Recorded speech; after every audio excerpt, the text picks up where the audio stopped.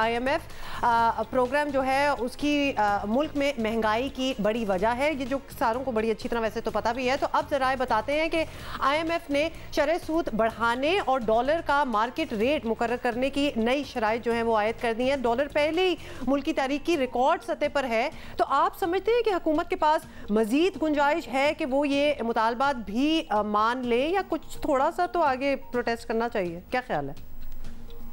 اول تو دیکھیں بہت زیادہ ڈفرینٹ نیوز آ رہی ہیں IMF سے جو بات چیت چل رہی ہے۔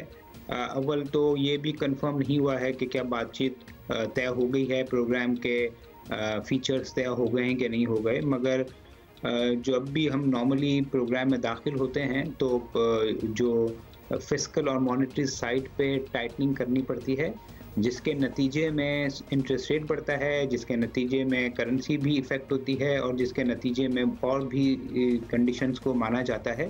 عموماً دیکھا یہی گیا ہے کہ IMF کے پروگرام میں ہم جب جاتے ہیں تو کچھ مہنگائی بڑھتی ہے، مگر پھر چونکہ ڈیمانڈ کم ہو جاتی ہے، ڈیمانڈ کنٹرول ہو جاتی ہے، تو اس کے بعد پھر انفلیشن کم بھی ہونا شروع ہو جاتا ہے۔ اچھا، ہوپ فلی ہو جائے معاملہ سیٹل، لیکن ابھی تک بے نتیجہ ہی ہیں مذاکرات، اور اس کے مارکیٹ پر بھی منفی اثرات ہی پڑ رہے ہیں۔ اگر کوئی ڈیل نہیں ہوتی تو پھر کیا آپشنز رہ جاتے ہیں سر حکومت کے پاس؟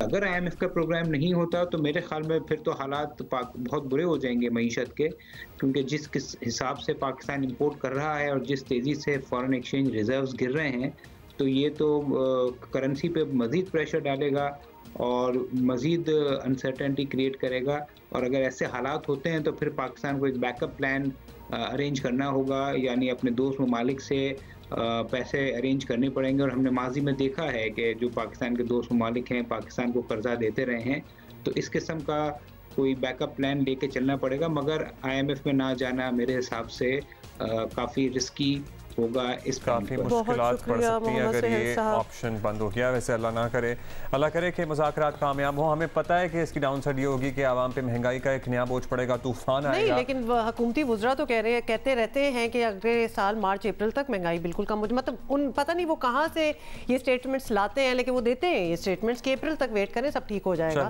اور مہنگائی ختم ہو جائے گی۔